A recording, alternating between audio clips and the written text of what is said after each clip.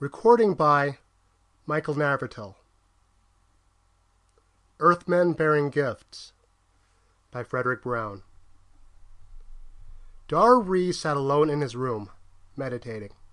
From outside the door, he caught a thought wave equivalent to a knock, and glancing at the door, he willed it to slide open. It opened. "Enter, my friend," he said. He could have projected the idea telepathically, but with only two persons present, speech was more polite. Ejon Key entered. "You're up late tonight, my leader," he said. "Yes, Key. Within an hour the Earth rocket is due to land, and I wish to see it. Yes, I know it will land 1,000 miles away, if their calculations are correct, beyond the horizon. But if it lands even twice that far, the flash of the atomic explosion should be visible. And I have waited long for first contact. For even though no Earthman will be on that rocket, it will still be first contact. For them. Of course, our telepath teams have been reading their thoughts for many centuries, but this will be the first physical contact between Mars and Earth." Key made himself comfortable on one of the low chairs. "True," he said. "I have not followed recent reports too closely, though. Why are they using an atomic warhead?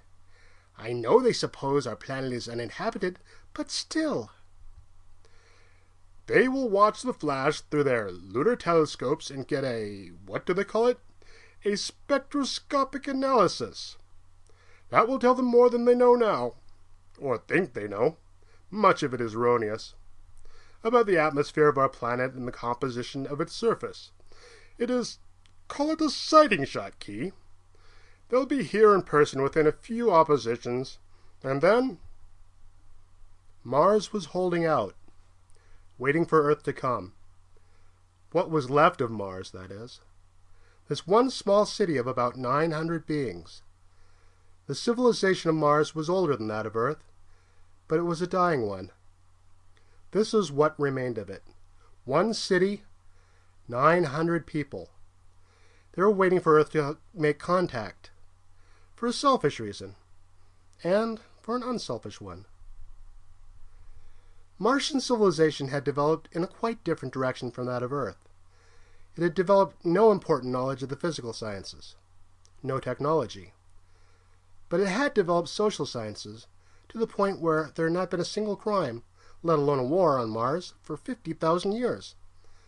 And it had developed fully the parapsychological sciences of the mind, which Earth was just beginning to discover. Mars could teach Earth much.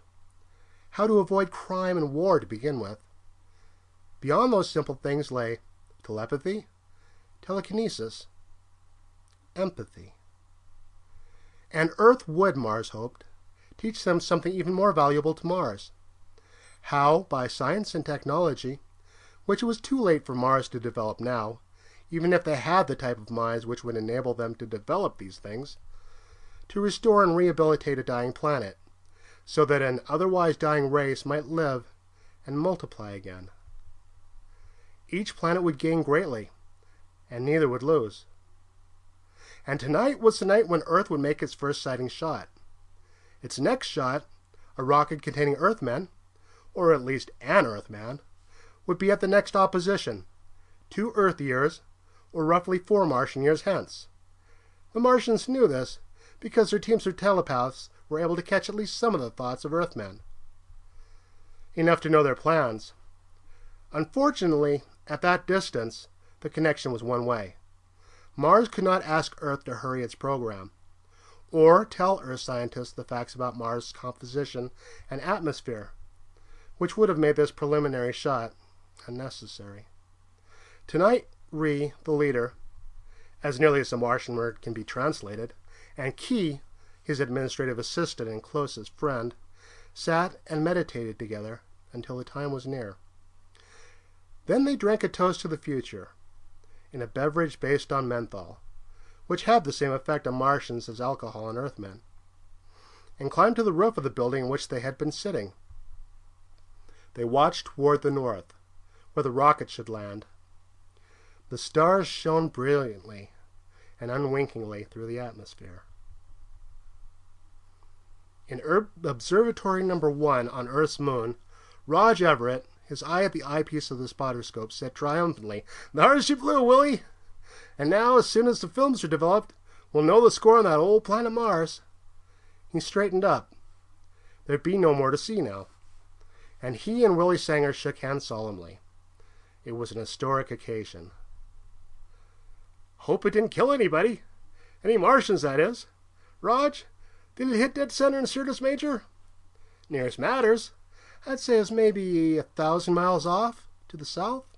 And that's damn close on a 50 million mile shot. Willie, do you really think there are any Martians?" Willie thought a second, and then said, "No." He was right. End of Earthmen Bearing Gifts by Fredric Brown. Recording by Michael Narvatil.